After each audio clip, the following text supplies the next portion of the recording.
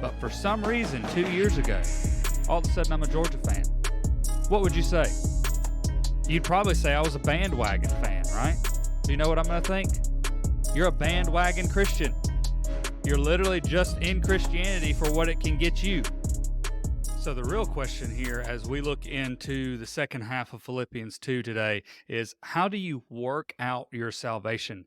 What does that even mean? So let me read the passage real quick, then we're going to break it down. Philippians chapter 2, verse 12. Therefore, my beloved, as you have always obeyed, so now, not only in my presence, but much more in my absence, work out your own salvation with fear and trembling. For it is God who works in you both to will and to work for his good pleasure. Do all things without grumbling or disputing, that you may be blameless and innocent children of God, without blemish, in the midst of a crooked and twisted generation, among whom you shine as lights in the world, holding fast to the word of life, so that in the day of Christ I may be proud that I did not run in vain or labor in vain.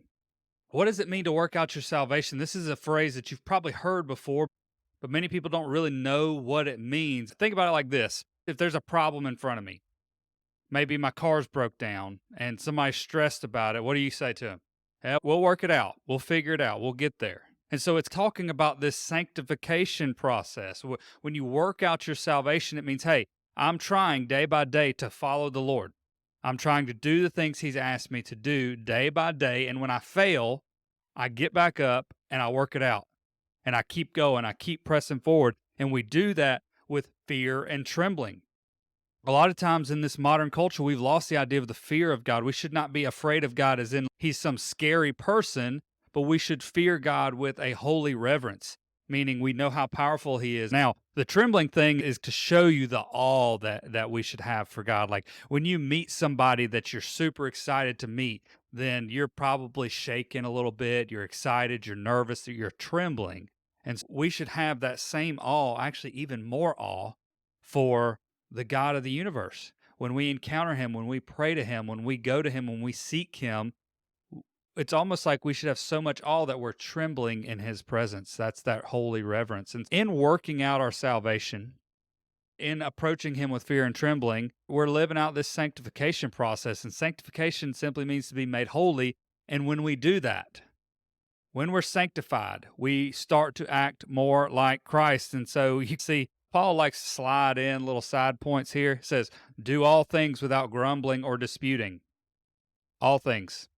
Without grumbling, without complaining, without being frustrated, without disputing, without arguing, without debating. Do all things without grumbling or disputing, that you may be blameless and innocent children of God, without blemish, in the midst of a crooked and twisted generation, amongst whom, now this is key here, you shine as lights in the world. I think believers, we don't shine as lights in the world sometimes. And I think one of the reasons we don't shine as lights in the world is because we're not doing what we're told. We're not doing the work of the gospel. That's how we shine as lights in the world. We're just trying to be saved. Maybe we're trying to have a relationship with Jesus, but we don't want to serve. If you look back at our last videos, we talked about how it takes being humble to serve others. And so how are we supposed to be lights of the world when we're being selfish and keeping to ourselves? We should be serving others. We should be doing the work of the gospel. Think about it this way. If I were to say 2 years ago, I came to you and I said, hey, you know what? I am just a Georgia Bulldogs fan. I love the Bulldogs. They are an awesome team, and I have always been a fan of them. And then you go look back at my past, and I've never watched a game. I've never worn a Georgia shirt. I've never claimed to be a Georgia fan. But for some reason, 2 years ago, all of a sudden I'm a Georgia fan. What would you say? You'd probably say I was a bandwagon fan, right? Because in reality, I'm claiming to be one thing, but my labor and my actions and my words and my deeds, they don't show any fruit of that. They don't show anywhere that I've ever had any kind of affinity towards the Georgia Bulldogs. Now, it's the same way with our walk with Christ. If you were to come to me and say, hey, I am a believer, I've been with the Lord for a long time, I love him, I'm a really good Christian, and then I look back at your life and you've never done the work of the gospel, you've never worked out your salvation, and you've never served others without grumbling and disputing, and you've never shined as a light in the world, you know what I'm going to think? You're a bandwagon Christian. You're literally just in Christianity for what it can get you. You weren't really working through your Christian walk when it was hard. You weren't dedicated to that walk when it wasn't easy.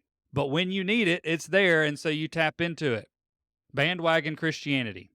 And so that's how a lot of people approach it. We don't want to do the work of the gospel, but we want to be part of the team.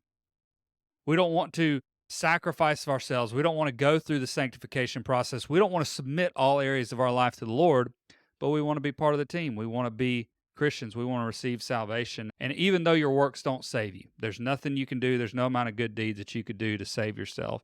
James would tell us that we are known by our good works. And my question, are you really working out your salvation in your day-to-day life? Are you shining as a light in the world by caring and serving others well? And so that's my challenge today, guys. Don't be a bandwagon Christian. Don't be a bandwagon fan of Jesus. You got to be on the team. You need to be dedicated from day one. You got to go through the good, the bad, and the ugly. And you got to do the hard work and pay the cost it really costs to be on the team. So if you have any questions, leave them in the comments below. If you agree or disagree, let me know. As always, Hope Church Carrollton in Carrollton, Georgia, 306 Burns Road. That is 10 o'clock on Sundays. We'll see you there.